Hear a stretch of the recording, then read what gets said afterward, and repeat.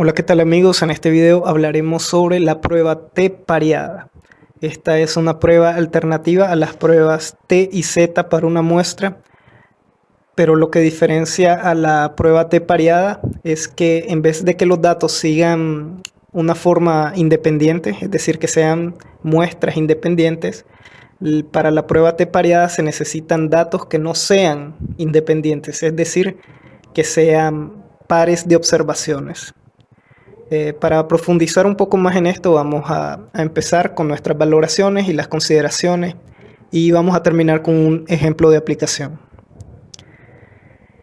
Decimos que la prueba T pareada es útil para analizar el mismo conjunto de elementos que se midieron bajo dos condiciones diferentes. Las diferencias en las mediciones realizadas en el mismo sujeto antes y después de un tratamiento, o las diferencias entre dos tratamientos administrados al mismo sujeto.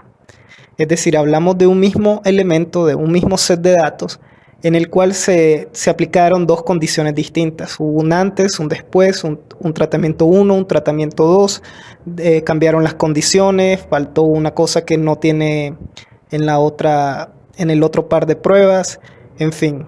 Cuando se habla del mismo conjunto de elementos a los cuales se le hicieron dos observaciones, se dice que son datos que no son independientes, son datos dependientes y por tanto se le puede aplicar la prueba T pareada. Esta prueba lo que busca es determinar si la media de las diferencias entre dos muestras pareadas es diferente de 0 o a un valor objetivo. Y también busca calcular un rango de valores que probablemente incluya a la media de las diferencias de las poblaciones. Ahora, como toda prueba de hipótesis, tenemos nuestra hipótesis nula, la cual dice que la media de la población de las diferencias es igual a la media hipotética de las diferencias. También tenemos las hipótesis alternativas, que son 3. Como ya hemos visto anteriormente, son dos pruebas unilaterales y una prueba bilateral. La prueba bilateral dice que la media de la población de las diferencias no es igual a la media hipotética de las diferencias. Esta es la prueba bilateral. Las pruebas unilaterales dicen que la media de la población de las diferencias es mayor que la media hipotética de las diferencias y que es menor a dicha diferencia hipotética. Y esto sería la parte de las hipótesis. Ahora hay que tomar en cuenta las consideraciones de los datos. La primera es que los datos deben ser continuos. No podemos tener conteos, variables de respuesta binarias, sino que nuestros datos deben seguir la recta numérica, decimal, datos continuos. Dice que los datos de la muestra no deben ser marcadamente asimétricos y que los tamaños de las muestras deben ser mayores que 20. Esto es una consideración que es muy importante, porque debemos de ayudarnos con diagramas de dispersión, con histogramas, para ver que no exista una marcada asimetría. Y lo que se busca con ello es ver básicamente que haya una simetría.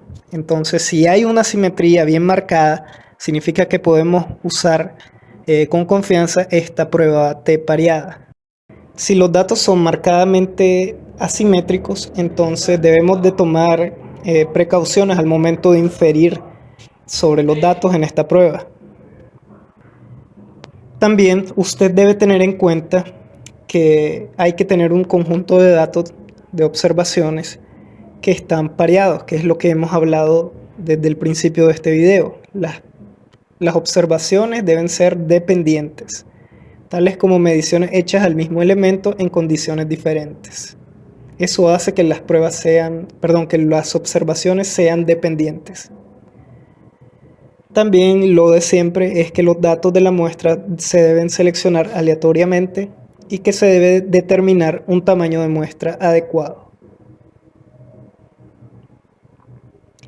Por ejemplo, acá tenemos un caso en el que una fisióloga desea determinar si cierto programa para correr tiene un efecto sobre el ritmo cardíaco en reposo. Se midió el ritmo cardíaco de 15 personas seleccionadas de forma aleatoria. Luego las personas iniciaron el programa para correr y se les volvió a tomar el ritmo cardíaco un año más tarde. Por lo tanto, las mediciones de antes y después correspondientes a cada persona forman un par de observaciones. Desde ahí vemos que las observaciones están pareadas. La fisióloga realiza una prueba T pareada para determinar si el ritmo cardíaco es diferente antes y después del programa para correr.